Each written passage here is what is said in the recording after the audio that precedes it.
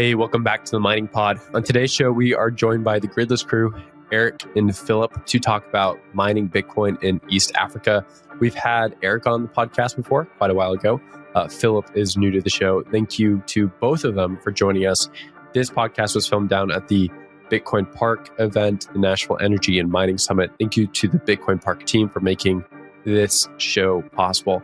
In terms of the conversation, talk about East Africa mining, which is booming right now. Gridless has a unique way of mining Bitcoin by finding stranded energy assets, hydro, solar, and we even found out that they have some more chemical-based Bitcoin mining operations now, which is pretty interesting. We also talk about capital allocation strategies or capital growth strategies for Bitcoin miners. They have this interesting concept right now around raising funds into a Bitcoin treasury and then being able to use those funds in order to move forward and mine more Bitcoin and increase their stash over time. So we got into that a little bit at the end. Thank you again to Gridless for making the show possible. Before we jump into the show, I just want to let everyone know that we've just launched the Mining Pod store, the Blockspace store, I should call it. We're going to be selling merch for Blockspace and also BitX Gamma units. So if you're looking for BitX Gamma, go on over to miningpod.shop. Again, that's miningpod.shop, and you can see available inventory for BitX Gamma. Okay, let's jump into the conversation. Are you a retail or institutional investor interested in Bitcoin mining companies? The Miner Mag brings you free data and analysis from all major NASDAQ-listed Bitcoin mining operations to know who stands out. Check out visualized metrics and data-dependent stories at theminermag.com. Today's show is brought to you by Digital Shovel. Digital Shovel is a leading manufacturer of modular mining pods as well as PDUs and switchgears. Unlike many other competitors, their product is designed and manufactured in North America with a complete UL inspection on the entire unit, not just individual components. Additionally, Digital Shovel is one of the most vertically integrated manufacturers of over 75,000 square feet of sheet metal shop, SMT and wave solder PCB assembly, as well as final assembly all under one roof in Toronto, Canada. Their price point leads the industry when compared to products with rates as low as $69,000 per megawatt for a complete data center with smart PDUs and switchgears. To learn more, visit digitalshovel.com. Hey, welcome back to the Mining Pod. We got familiar faces on the show this week. Well, at least one familiar face. A new face. One new face. Got the Gridless guys to talk all things Bitcoin mining here at Bitcoin Park. Thank you again to Bitcoin Park for making these shows possible. Guys, welcome. How you guys doing? Yeah, thanks. It's good to be here. Like, it's a little cooler here than where we're coming from. That's true. But it's always awesome to be back at Bitcoin Park because it's just a cool place and be with a bunch of miners from all over, the US mostly, but it's fun. And we're in the Citadel. We're in Odell's. We are in Odell's inner sanctum.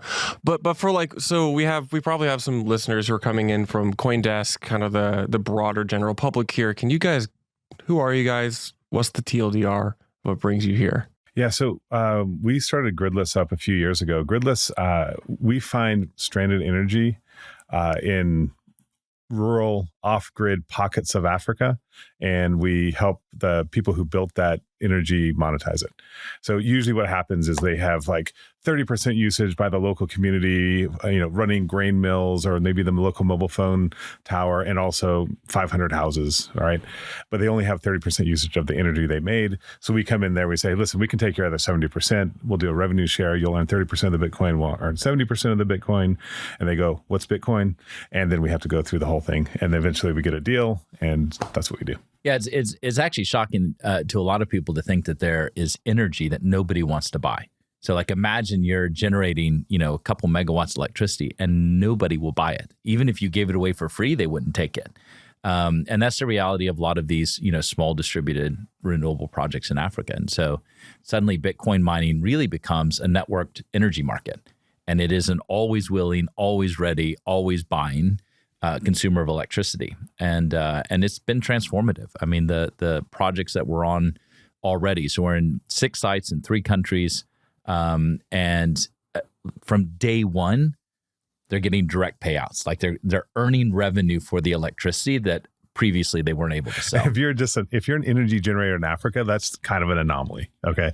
It's hard to get paid regularly by everybody. Yeah. You can't, you're dropping in like a $2 million, $4 million asset into a part of the world that doesn't have a lot of income and expecting to get payback in 30 years time, right? So all of a sudden you're getting paid daily. It means something.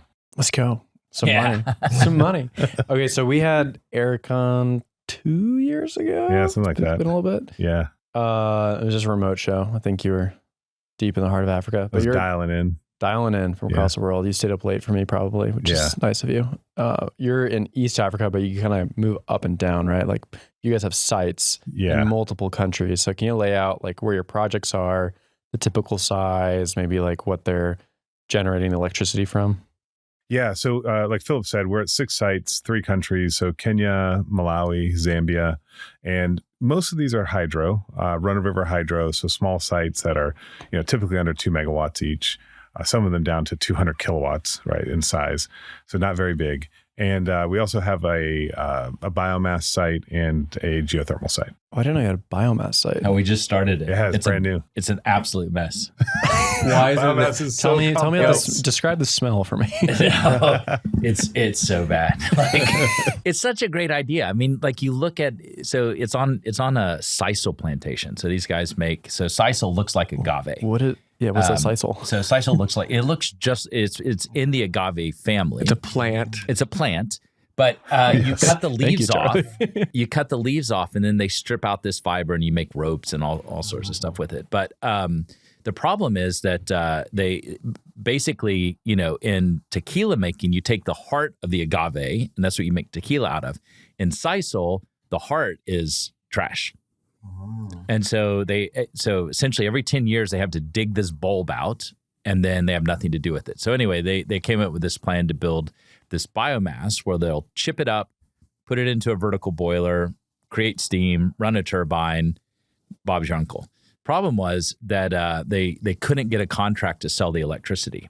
So they didn't need that much electricity. They were hoping to be able to sell it to the grid. The grid's not buying. And they actually had let this plant sit there for 4 years, not fired up. And so anyway, we've been able to come in, slap in some Bitcoin miners, and help them get that site operational.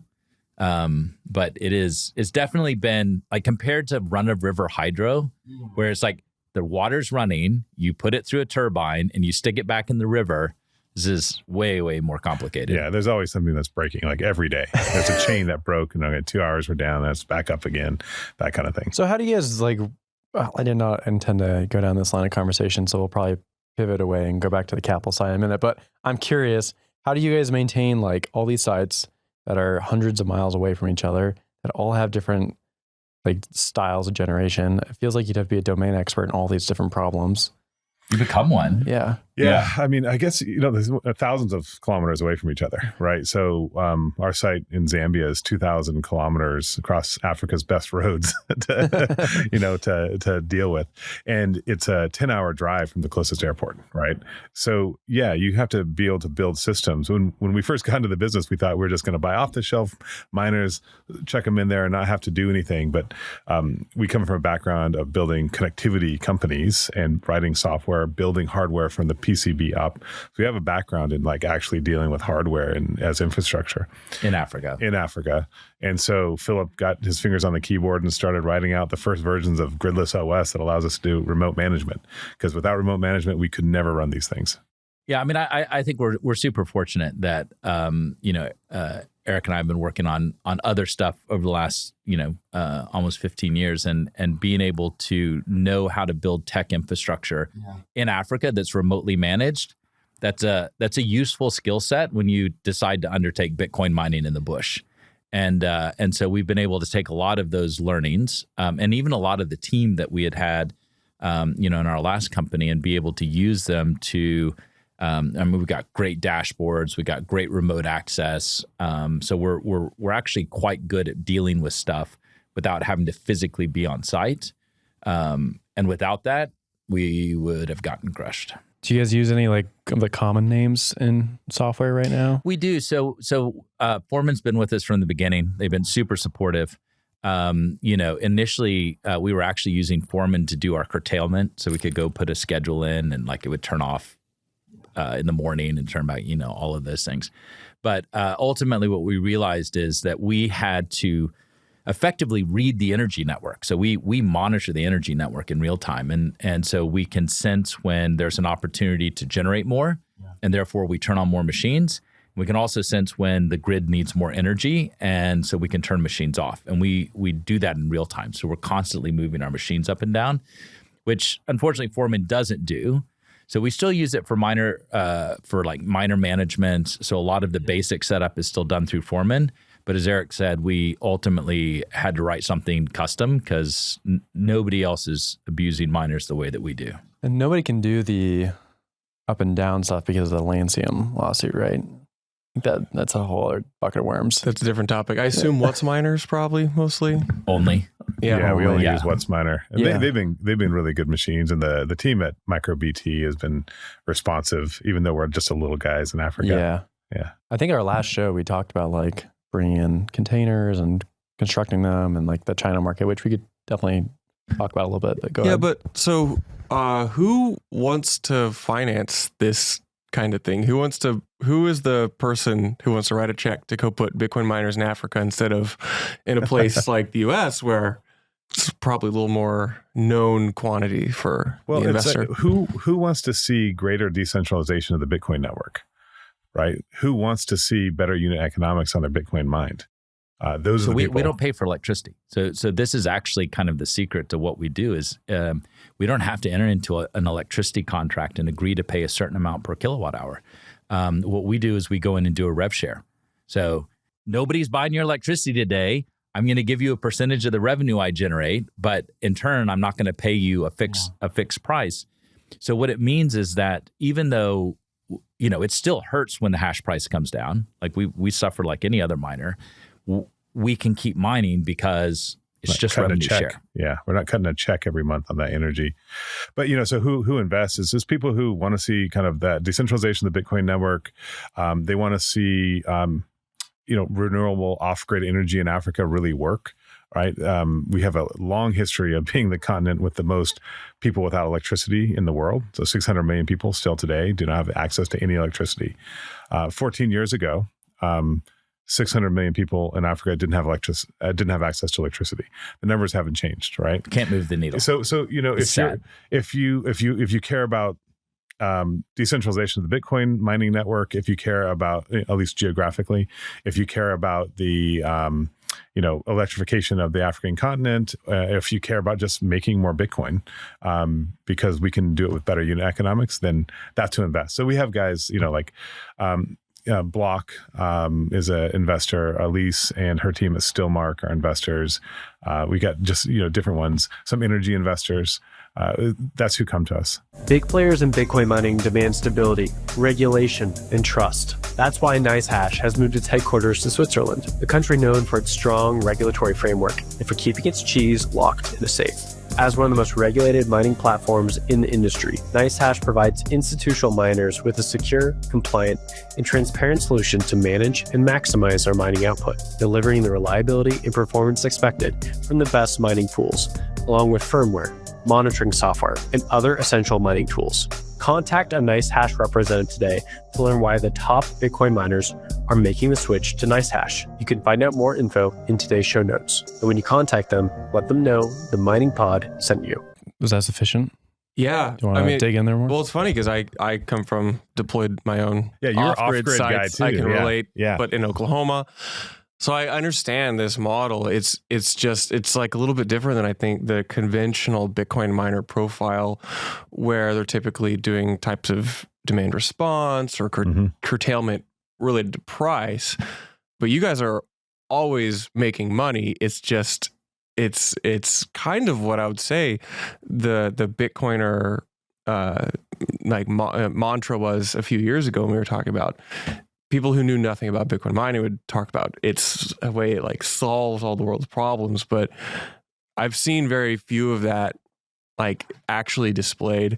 I've seen very little of like that actually displayed, except for in these off-grid gridless solutions. So, what challenges does that pose? Like, how do you take the dollars to convert it to miners to deploy it out in the field, in the bush, as you say, in Africa? Because I feel that's probably unconventional still. Well, yeah. I mean, some things are normal. They're just harder, right? They're like everybody else, except we have a little more friction in the system. Like if we're buying miners and we're deploying them into Zambia or Malawi, Kenya, whatever it is, we still have to buy them from China and get them to, into the port. Bitcoin mining containers was an initial problem. And it turned out that it was, we were going to buy some good mining containers from Giga, who do a great job of building containers, but it was going to more than double the price to import them into Kenya. So we said, whoa, hold on. And then what can we do instead? Go back to our mechanical and engineering background. We said, well, we can design and build our own, right? Yeah. And so that's what we did. And then we open sourced those designs to the rest of the community, because we're not in the business of making Bitcoin miners, and we will not be doing it for anybody else but us. So let's just open that up. So some things we just have to do on our own, I guess, is the answer. But I mean, that's part of the nature of doing business in Africa, is you just never know what's going to come up as an obstacle, and you have to get creative and resourceful and work your way around it. I think we were super naive and certainly not very aware of our own selves when we thought in the beginning we could do this by just like, I'm going to buy existing containers and just slap them in there and turn it on. When the truth is that Bitcoin is a powerful solution. Like to your point, like everybody talks about this stuff, but it's actually true, particularly in this context. But in order to make it work, we really had to kind of bend the rules, bend the molds, and frankly, do things with miners that I think a lot of people aren't thinking about doing. Because to your point, like I would love to be in a position that I'm making an economic decision, right? I'm paying X for electricity, Bitcoin's paying me Y, and the market is paying Z, and I get to choose where do I spend that, right? That's an easy game. Whereas our situation is I'm not paying for electricity, but I put assets in place. So if there's free electricity and I'm not using it, then that's wasteful on my part. And so a lot of what's driven our innovation has been, how do we make sure that every unit of electricity that can be produced is produced, and that we mine everything that nobody else will buy. And that's ultimately where we push ourselves. I want to talk about the East Africa play, and then I also want to talk about capital for you guys. I think we have a large audience in like the public equities market, and it's going to be interesting to kind of talk about how you guys approach the private side and get valuations and all that. But let's talk about East Africa for a second. We had Cal Costa, which you guys might know him on a few weeks ago, and he talked a lot about the development in Ethiopia and how there's like gigawatts of potential there. Would be interested if you guys have any more information to be like supplemental there. And then also like, how do you guys see that market expanding? What's the relationships with like the Chinese manufacturers? How do you guys feel about like Chinese capital coming to the market? Those sort of things. Oh man. So, I mean, obviously Cal and Nemo and the guys in Ethiopia are always going to know more about what's going on in their backyard than us. Yeah. So what you probably heard from him is the main game. I would say is that I think it's shocked everybody to see how quickly Ethiopia went from 0 to 600 megawatts in 9 months. Right. Yeah. That was pretty crazy. And when I was sitting down with the head of the energy ministry, and he was saying that, I was like, no. I mean, I asked, I said, how much is operational? He's like, 600. And I was like, no. I mean, running miners, like not just licensed to run them, or they're building the structure right now. He's like, no, there's 600. And by next month, we'll have another 100 megawatts. Sheesh. And so and I don't know if you've seen any of the videos, but when we were there, like we went to see, so QRB Labs had set up their first site, a couple mining containers, and then literally across the road, so 30 meters away, was I think it was a 60 megawatt hydro site run by Bitmain. Okay. And then sharing a wall with the QRB Labs was another 40 megawatt site that was run by some other Chinese miner that we didn't know. And while I was there, I also went out to visit 3 other sites, 2 of them owned by Chinese, one of them owned by Paracan. So they're a great group here. They're actually here at Bitcoin Park today too. And the striking thing is that the government set up the guardrails that said basically, okay, this is how you can do it. And then the Chinese took advantage of it actually second. So NEMO was first from QRB Labs, and then the Chinese came in strong and big. And like, what's their opinion? It doesn't matter what my opinion of it is. It's just what's happening, right? And this is maybe the beautiful part about Bitcoin mining is like, it will, if there is inexpensive energy anywhere in the world, it will be taken advantage of. Bitcoin miners will go. They're, like everybody else is worried about risk, right? Bitcoin miners have a lower risk threshold. So what is this? What are the knock-on effects of this, though? So we know that the Ethiopian government made $100 million in revenue off of Bitcoin miners in 2024. Right. That's hard currency for them, and they need it badly, right? So it's a good deal for them. Now, they're getting a little greedy, and they're doing that whole Paraguay thing where they're trying to ramp up on taxes, and that might burn them, right? But what the signal is across Africa, if you're in the energy ministry or just in the treasury of your country, you're looking at what's happening in Ethiopia and saying, okay, how about that 400 megawatts we have stranded up in northern Uganda? We're wasting a gigawatt in Tanzania every year. We have, in Nigeria, we have, hundreds of gigawatts of hydro as well as gas flaring, right? That are, and what's happening is we're already seeing some of those miners, so there's, energy. I always butcher the name of this one, but NRG. Energy. Yeah, I know, but what's the next word? Anyway, there's like two words. So energy just started their gas flaring. There's another group called Green Flare. It's I believe it's an American guy and a Nigerian guy, and they're doing I think it's 20 megawatts of gas flaring as well in Nigeria. And, we're starting to see just more come on. And I think that, so our model at Gridless has always been about off-grid decentralization, pushing out there to the edges and growing a large constellation of energy and mining sites. But the traditional way of coming in and setting up a 5 to 100 megawatt site is still valid in Africa. And what we're seeing is that's going to continue. And the Ethiopians have kind of cut they cut it big and fast, and they cut the route so everybody else can see how it can be done. Yeah. I mean, the other thing about Ethiopia is like they have brought on a massive amount of energy and they don't yet have the demand for it. Distribution. Yeah. And so they really had nothing else to do with it. And I think it was really smart on their part, to open this up. I don't think we're going to see a lot of these opportunities, for hundreds of megawatts suddenly in one place. So I think Ethiopia is a bit unique in that sense. Even when you look at like Kenya, like we have a lot of wasted energy in Kenya, but it's definitely going to need the more intelligent, demand response in order to use it. And it's not going to be, hey, here's a massive amount of energy, take as much as you want, and go Bitcoin mining. So there are going to be big projects in Africa, but the stat that Erik touched on a minute ago, I think, and really where I think we want to go in this conversation is the real challenge in Africa. So here's the way we phrase it. When we came and started looking at using Bitcoin mining to monetize stranded energy, we thought that was the problem. It turns out that's the symptom. The disease is that energy development in Africa, the economic model is fundamentally broken. The failure rate of these donor-funded projects to build distributed generation and mini grids in Africa, it's effectively 100% failure rate. And the reason is, and it's quite obvious when you say this out loud, if I go into a small community, that maybe has a few $1,000s worth of total economic transactions per month, maybe even per year, and I make a multi-million-dollar investment in that community, and I'm expecting them to recoup my investment, you've got a total disconnect. And so what we recognize is that Bitcoin mining provides an alternative strategy for financing and developing new energy.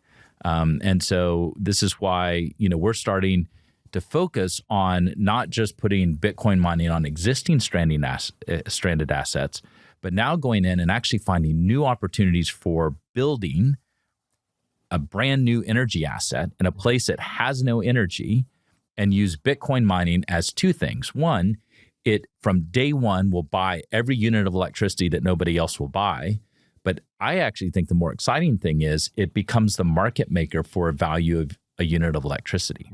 So if Bitcoin's paying 10 cents, I'll sell to the community for 11 cents. And that's a fraction of what anybody else would sell them electricity so you understand, for. like in the US, I think the average price for a kilowatt hour is about 12 cents.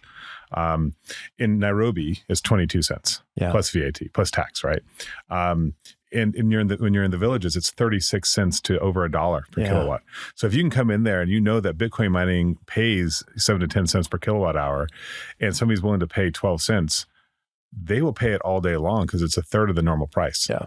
Right. So this idea of the Bitcoin network helping become the market maker for the price of energy in off-grid places with no interconnects is actually really crazy. It's really exciting. It changes completely dynamics of how do you actually energize places that have never had energy, and second, how do people afford it? Yeah.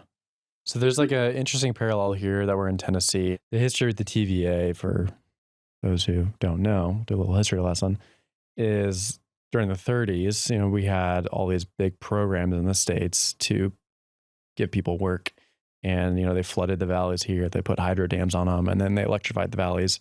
And they did that throughout the South. And that was like a big project. And so for me, when I'm thinking about your guys' project, you guys are going about the other way where it's like a purely capitalistic endeavor. And you guys can find these spots that need to have electricity, and you're solving it that way. Versus the other is like that very fiat game where we have like government come in and make these huge hydro dam projects and force people to like kind of build them out.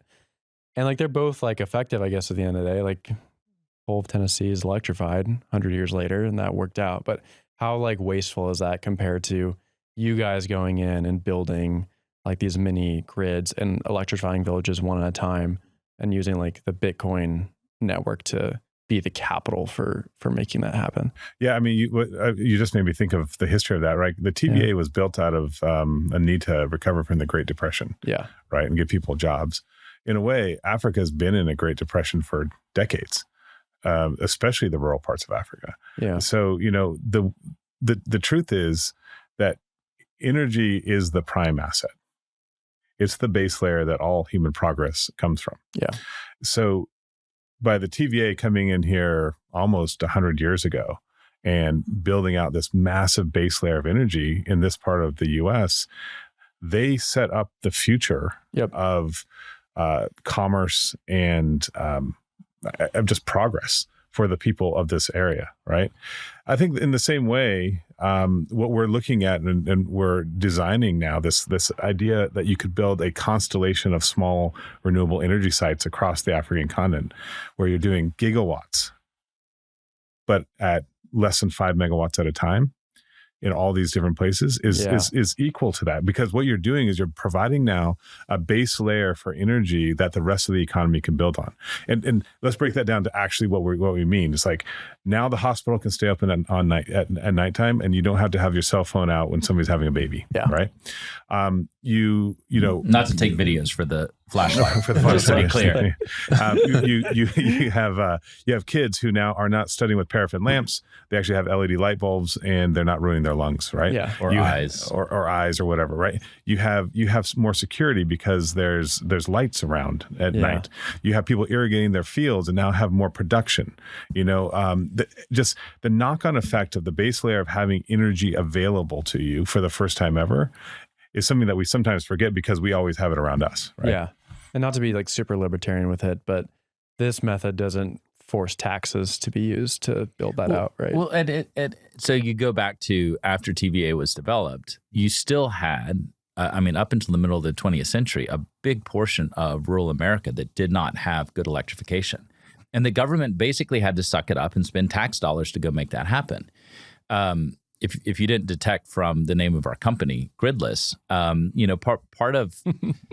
No, I think what we recognize is that the African governments have kind of pushed the national grid about as far as it's going to go. Yeah, it's just not economically viable. It wasn't economically viable here, but the U.S. had a sufficiently robust economy that the government could say, well, it's just the right thing to do, so we're going to do that. I don't think that's going to happen in Africa. Yeah. And so for the 600 million people that don't have access to electricity, they're not going to be able to wait on the national grid to, one, get the IMF or whoever else to lend them money to be able to afford to push it out further. I actually think that the rest of the continent is going to be reached with this off-grid, gridless energy that takes advantage of the fact that Africa is rich with energy resources, insanely rich with energy resources. And the fact that we can now go to a very far remote corner of the continent, to a community that if they had to wait, it might be a century before anybody would bother to bring them electricity. And we can use Bitcoin mining, which doesn't care where it's at, to be the economic foundation for bringing energy into that community. I think it's an amazing testament to what this technology that we all love so much can actually do in the world. Not just, number go up, store of value, but be a transformative force for, as Erik said, layering this foundational resource that becomes the thing that you build economic progress on top of. In the competitive world of Bitcoin mining, one name stands out: CleanSpark, America's Bitcoin miner. At CleanSpark, efficiency isn't just a goal, it's our standard. Our sophisticated facilities are built and led by expert teams who care about Bitcoin and the communities we work in. Scale, we've mastered it. Our large-scale operations have set us apart in the industry as examples of community-oriented building. Our track record speaks for itself. We navigate the complexities of the new economy with precision and with skill, continuously achieving operational milestones. Curious about how we do it? We invite you to discover the story behind CleanSpark's success at cleanspark.com. Earlier you mentioned that other infrastructure projects, buyers of electricity, may be dissuaded from looking at Africa due to certain risks. And you said Bitcoin miners are willing to take that risk. And I'm kind of curious, what are these risks?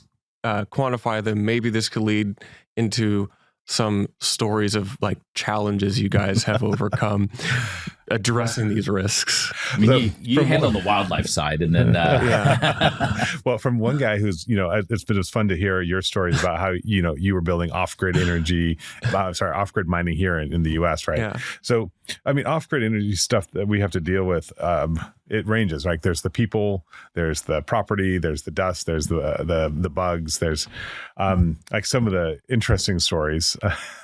So in Malawi, we had this site, and it's it's very rural, and to get connectivity to places is sometimes hard, especially if you're on a hydro site, because it's down in a valley. By design, you're going to be in a valley.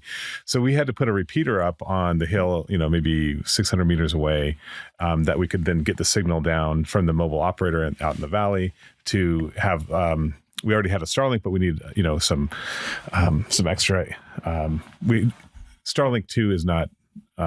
Does not have always on internet, right? It goes out from time to time. So you need two sources of internet.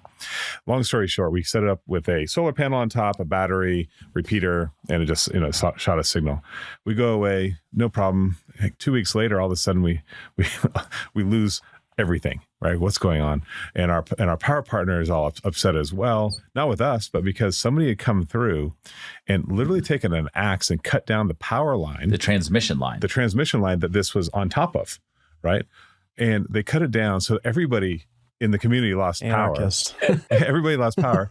And all they did that all to steal the battery out of the box. Not the solar panel, not the LTE dish, not the point-to-point Wi-Fi. They only stole the battery. Yeah. And it's 2 days later, it's up again and fine. But that's the kind of thing you have to deal with sometimes. It's just like this, the anomalous behavior of humans being humans. And, we always have good security on site, but this was, 500, 600 meters away from site.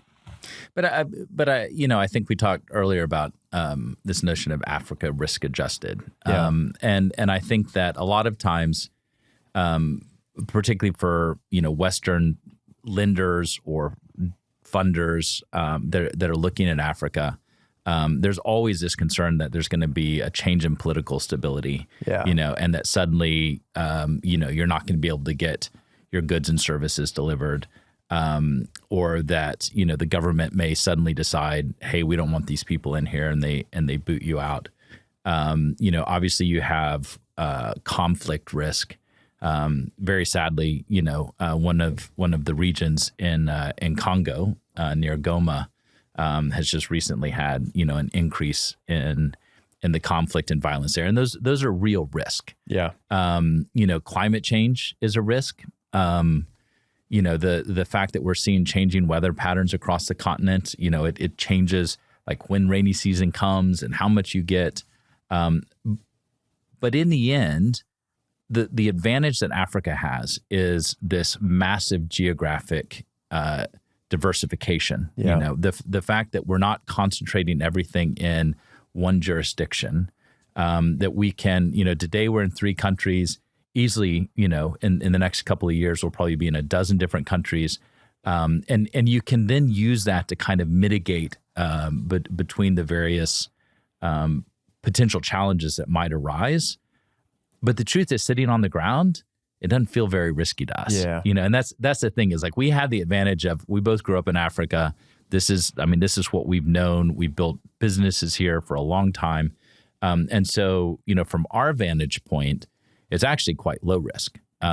But it's easy for somebody outside to look at it and be like, "Ooh, Africa's scary." Yeah, if you just got finished watching Blood Diamond, it feels like Africa might not be your place. Or Ghost in the Darkness, and think that some lion's going to jump out and eat you at your mining site. Yeah, exactly. We only have a few minutes left before our next guest pops in, but I want to talk about this idea of like raising money for Bitcoin mining projects. I talked to someone like a year or two ago who talked about raising money in private markets for Bitcoin mining is pretty difficult. However, the public guys seem to be able to print infinite amounts of money. It's unfair.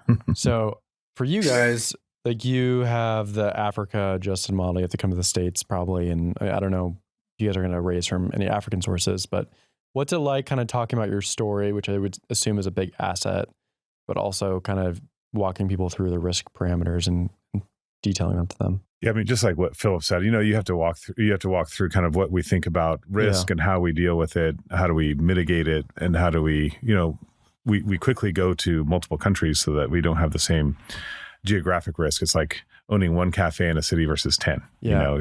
One might have a bad week, but all 10 having a bad week is pretty slim. So that's one way to do it. But yeah, so we're raising capital right now to build out gridless energy.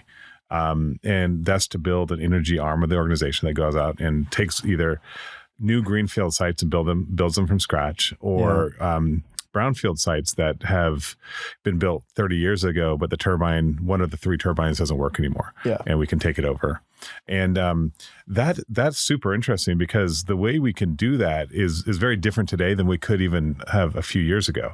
Yeah. It's not just about raising capital. And yes, the less expensive capital is found in the US. We do have some African investors as well. But the larger amount of capital is easier to find in the US than it is there. But so what we do is we can go raise that capital and then buy Bitcoin with it and hold that as a Bitcoin treasury.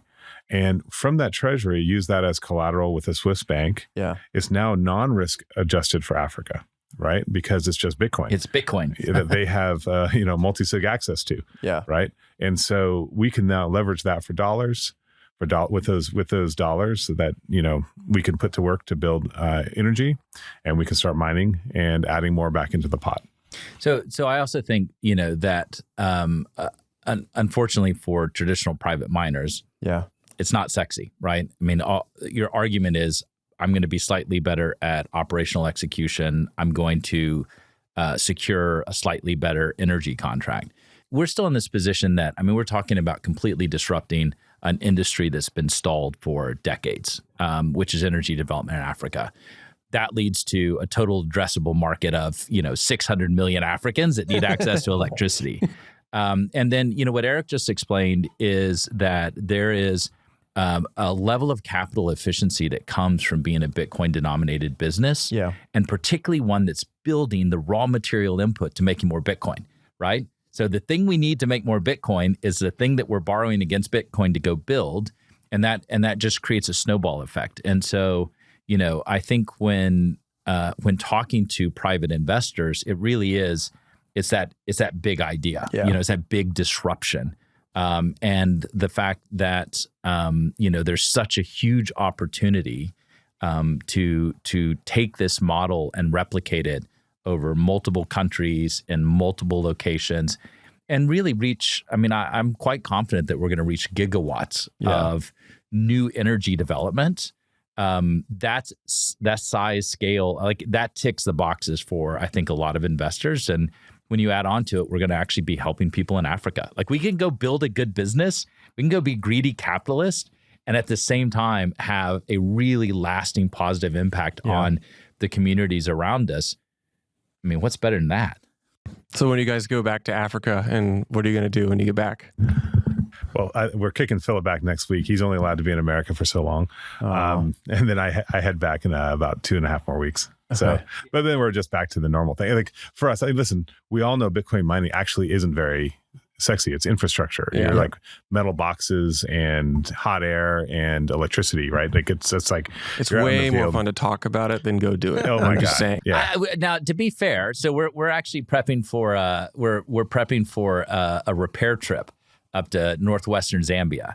So if you want to find where we're going on a map, find Angola and DR Congo, and we're just in that little corner of northwestern Zambia. So all the equipment, all our food, our camping gear. So we have to get all of that together. You guys are you're gonna go in a big old truck, and you're gonna. This is what we do. Yeah. So all of that like everything we might possibly need we have to take it with us, and then it's going to take us a couple of days to get there, and then we're just going to have to live on site for a few weeks to get all of this work done. So, I mean, yes, sometimes Bitcoin mining is boring, but I do feel like we're cheating a bit. Like we get to have some fun while we do it.